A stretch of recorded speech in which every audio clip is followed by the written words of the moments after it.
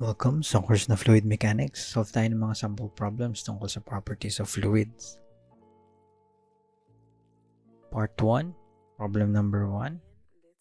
Reservoir of glycerin has a mass of 1,200 kilograms and a volume of 0.952 cubic meters. Find the glycerin's weight, denoted ng W, mass density, ρ, specific volume, V sub S, specific weight, denoted ng gamma, tsaka specific gravity or S.G. And given, properties ng glycerin, mass is 1,200 kilograms, volume is 0.952 cubic meters. Find the weight, mass density, specific volume, specific weight, tsaka specific gravity. Una yung weight.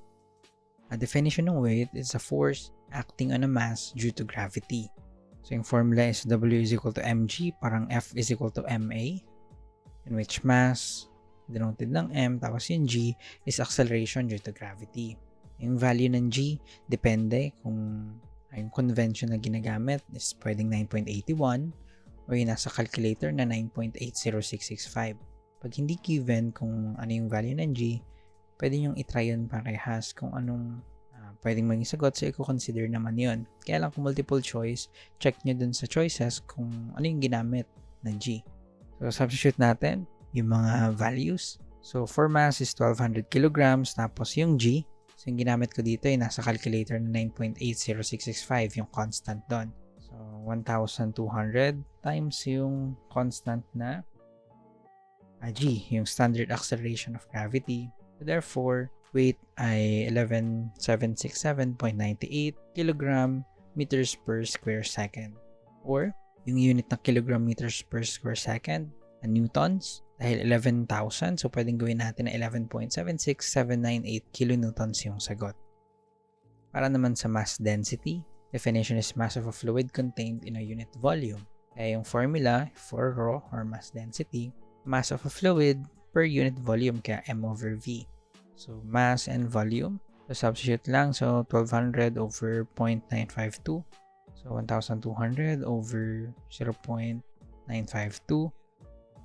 So therefore, mass density ni-store ko na sa A, so 1,260, 0.5042, and so on kilograms per cubic meter.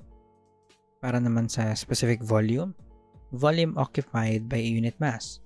So parang kabaliktaran ng mass density, so reciprocal siya ng mass density. Volume occupied by unit mass, kaya yung formula is volume over mass.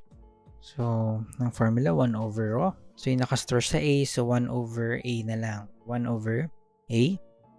Therefore, specific volume ay 0.000793333 and so on cubic meters per kilogram. Next ay yung specific weight or gamma or weight per unit volume or pwedeng tawagin na weight density para magkaroon ng distinction yung mass density tsaka yung weight density. So, sa ibang references, ito yung term para nila sa specific weight. So, gamma, dahil nga weight per unit volume, kaya W over V, equal din to dun sa ρ times g or density times yung acceleration due to gravity.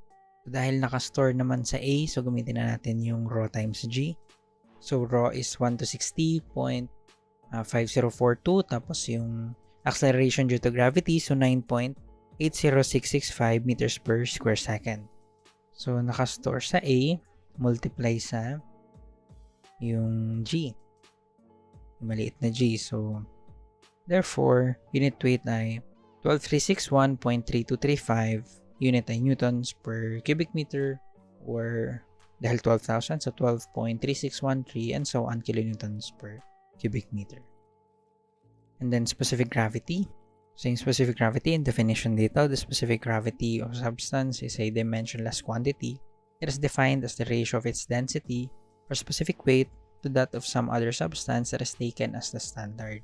It is most often used for liquids and water at an atmospheric pressure of 101.3 kilopascals and a temperature of 4 degrees Celsius and is taken as the standard. So, relationship, no, kung ano yung comparison ng specific weight or density ng isang object compared dun sa standard. So, kapag liquids, kino-compare siya dun sa water. Kumbaga, ano yung pwedeng ma-define kung mas mabigat ba siya or mas magaan sa water in terms of this value, yung specific gravity. So, formula is pwedeng in terms of density or in terms of specific weight. So yung karaniwang ginagamit para dun sa density ng water is 1,000 kilograms per cubic meter. Tapos, dun sa isang reference ang ginamit na acceleration due to gravity, so 9.81, kaya yung specific weight dun ay 9.81 kilonewtons per cubic meter. Kung hindi given or hindi nabanggit kung ano yung mga gagamiting values, pwedeng ito yung mga gamitin yung standard para dun sa density ng water tsaka specific weight ng water para makuha yung specific gravity. So next naman, para makuha yung exact na mass density ng water in terms of temperature. So may formula para dito, tapos ito yung graph, tapos ito rin yung table para dun sa mass density ng water in relationship dun sa temperature niya. So through experiment, it's been found that a liquid is practically incompressible. That is, the density of a liquid varies little with pressure. With temperature, it has a slight but greater variation. For example, yung nasa table kanina, yung maximum kasi na density ng water, nangyayari yun sa 4 degrees Celsius. Ito nga yung example dito, kapag 100 degrees Celsius, yung density niya naman is 958.1. Kaya lang for practical applications nga, kinoconsider na yung density ng liquid ay essentially constant. Kaya solve na natin to. So substitute lang. Yung pinakamadali na siguro ay compare natin dun sa density ng water. So 1 to 60.5042 divided by 1,000. So therefore, specific gravity is 1.2605. So therefore, yung pwede natin i-conclude na yung glycerin is heavier in relation to water. Problem number 2. A fluid that occupies a volume of 24 liters weighs 225 newtons. The location where the gravitational acceleration is 9.80 meters per square second. Determine the mass of the fluid and its density. So ito yung given. So volume na 24 liters, weight is 225 newtons, tapos yung gravitational acceleration 9.8 meters per square second. So may nakita akong isang reference na pwedeng gamitin. Para, for example, meron kang location, tapos hahanapin mo kung ano yung gravitational acceleration sa lugar na yun. For example, tinry kong dun sa Manila. So, yung gravitational acceleration sa Manila is 9.78396 meters per square second. So, kung naaalala pa sa Newton's gravitational law, na yung pinakamataas na gravitational acceleration ay nasa poles, tapos yung lower acceleration due to gravity ay nasa equator. Dahil dun sa formula, F is equal to yung malaking G, yung gravitational constant, tapos yung mass ng object, tapos yung mass ng Earth over yung distance ng centroids yung dalawang yon. So kapag mas malayo yung distance nila sa isa't isa, in which yung, for example, dito sa Manila, medyo malapit sa equator, so mas mababa yung pull ng gravity dahil nga malayo yung distance, so inverse yung relationship. And like dun sa poles, so mas malapit yung distance na yun ng dalawang object. So required ay yung mass at yung mass density. So para sa mass, pwedeng formulang gamitin kagaya kanina, yung weight is equal to m times g. So may value ka na ng weight, may value na nung acceleration due to gravity. Divide na lang both sides sa g, tapos arrange na lang na nasa left side yung mass. So 225 over 9.80.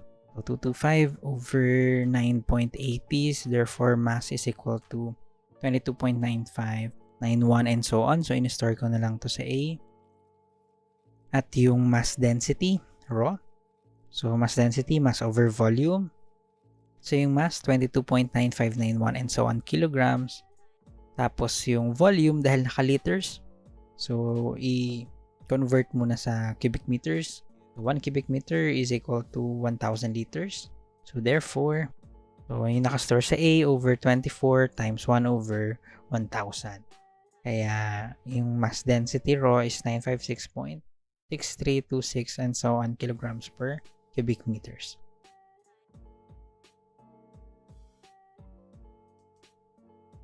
So problem number 3. If 6 cubic meters of oil weighs 47 kilonewtons, calculate its specific weight as gamma, density rho, and specific gravity as g.